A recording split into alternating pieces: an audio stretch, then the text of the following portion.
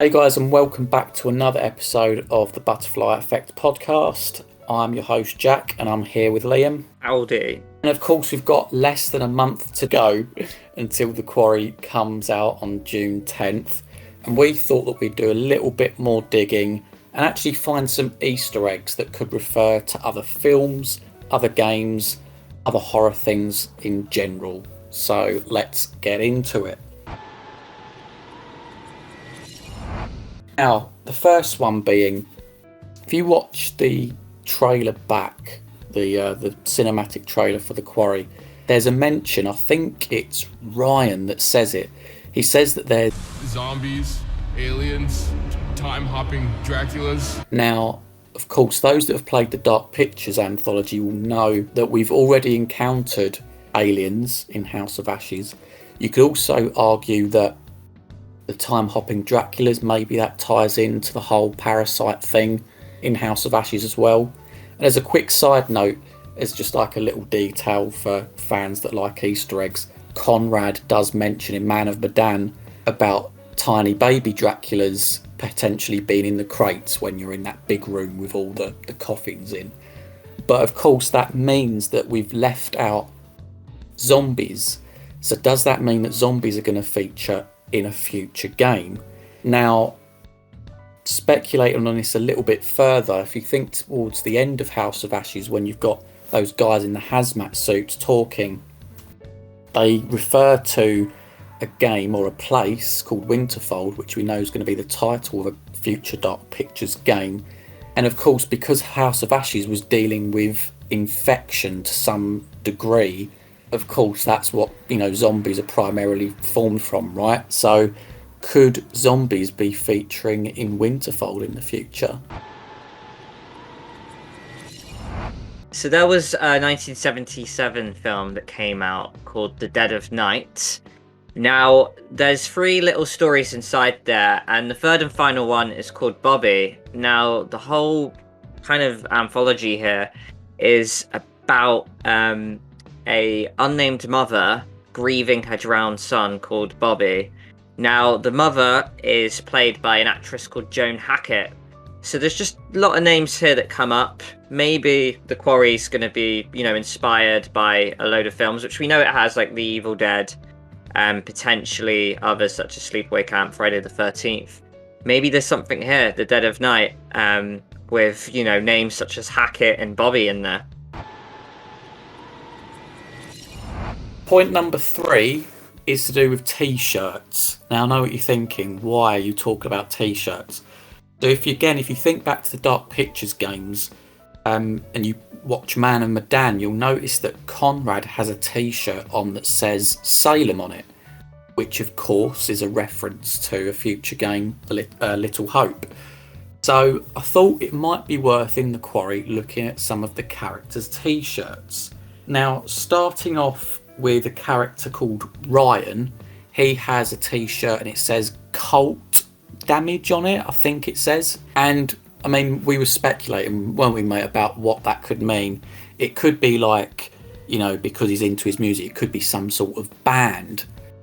And we thought, actually, that might be a really good idea for a future Dark Pictures game, because obviously you play as 5 characters, 5, that sort of works for like the numbers for a band.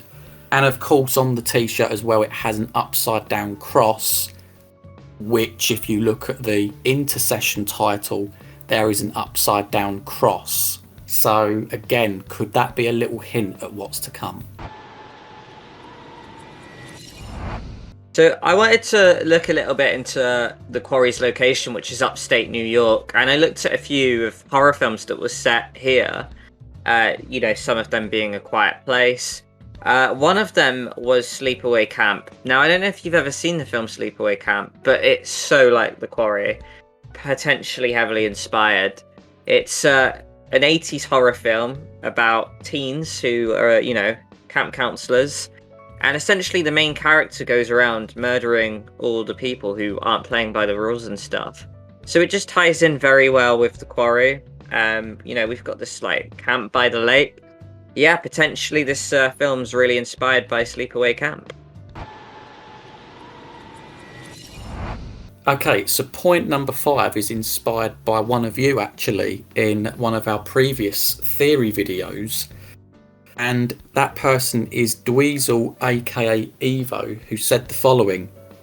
You know, there's another 80s werewolf horror film with an almost identical font. Not to mention it's set in a sort of camp in the woodlands, and furthermore has some creepy people who know more than they let on. I'm talking about the 1985 horror film The Howling. So I did a little bit of digging on this, and you're going to have to bear with me, guys. I've got the entire plot in front of me now, and I'm just going to go through some of the details that I think you could draw parallels with in terms of the Quarry. So there is a set of strange people called the Colony in this film, The Howling, which, you know, you could refer to as the hillbillies. And these strangers can shapeshift into werewolves at will. They don't need a full moon. They can do it at any time. So who knows, like, we could be, if this was to follow the same thing in the Quarry, it could be the case that they're sort of werewolves and humans.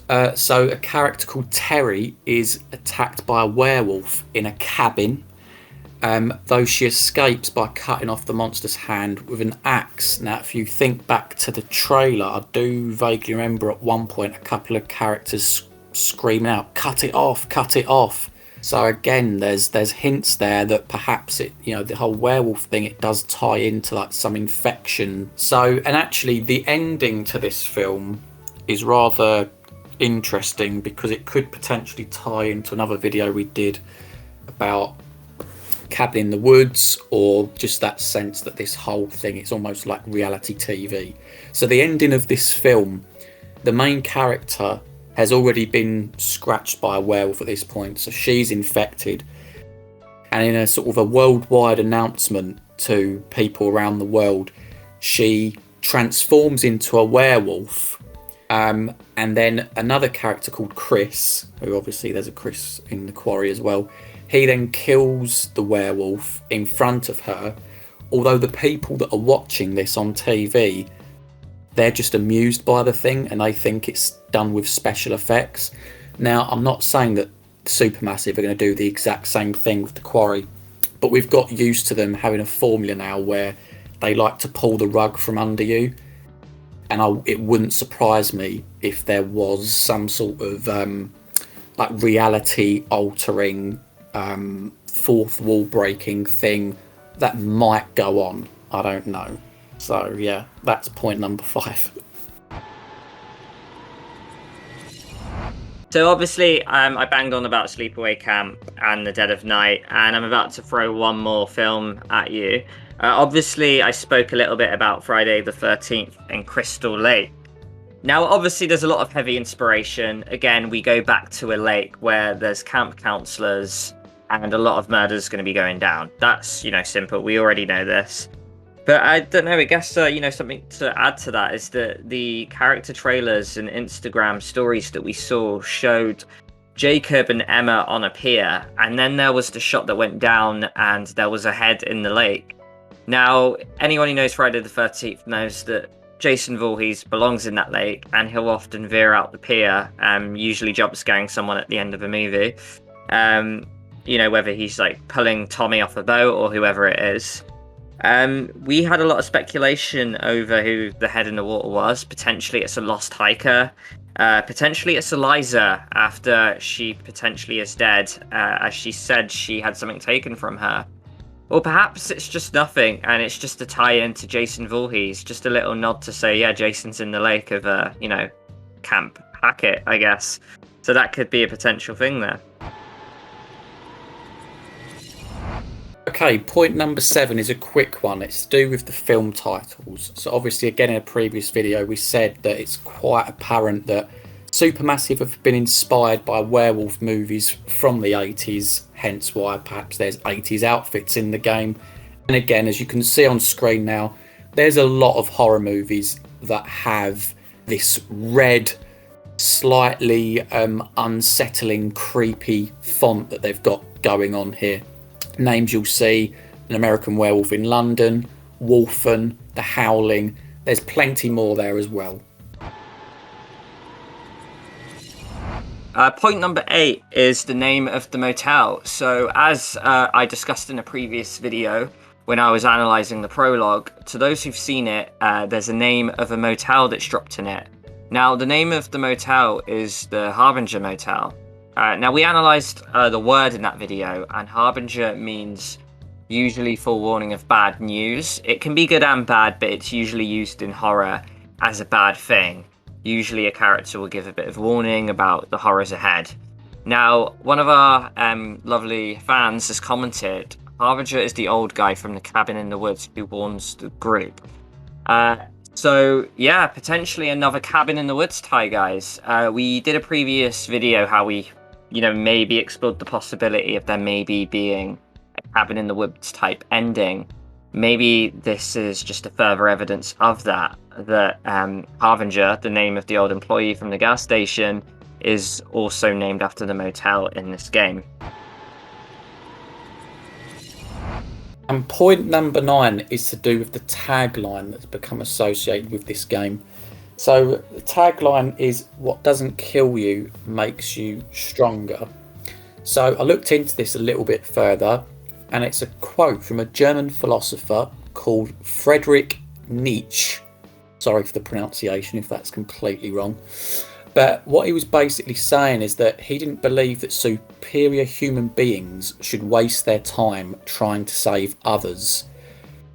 Especially those who aren't strong enough to survive, they actually deserve to die. So if you think about a previous video that we said, regarding us as the player being the villain, we're ultimately superior, we're in control, we're the one that are hunting these characters.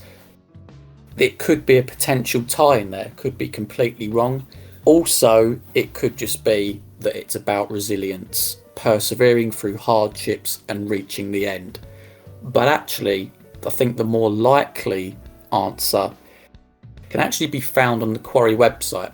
So if you click on the 3 lines in the top right corner and you look at the "Their Lives, Your Decisions" text box, it says towards the bottom, ultimately, you determine who's alive, who's dead, and who's stronger, in quotation marks, by the time the end credits roll.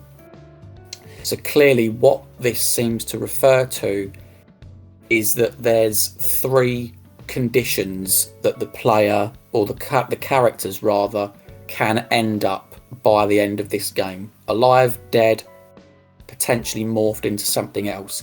Is it werewolves? Is it something that we could, is completely unexpected?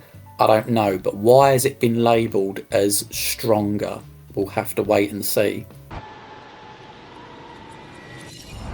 Now, going back to the Instagram stories, there was one recently that said, "I'll beware when hiking," message from the Northkill Forest Service.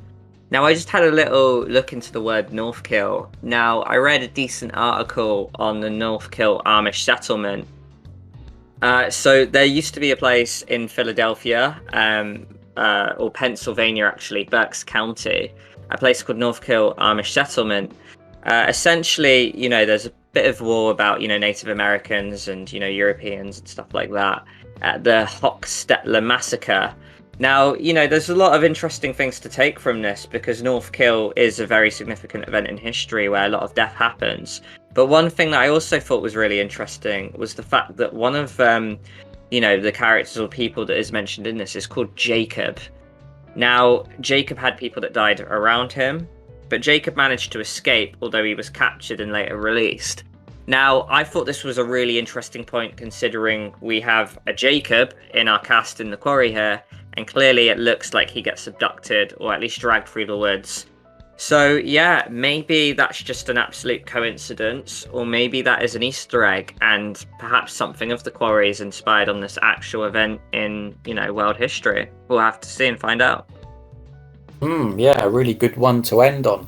So yeah, guys, what do you think of that? Are we stretching too far with some of these? Have we missed anything? Have you got any Easter eggs up your sleeve that you'd like to tell us? If so, put it in the comments below. We'll be looking forward to hearing them.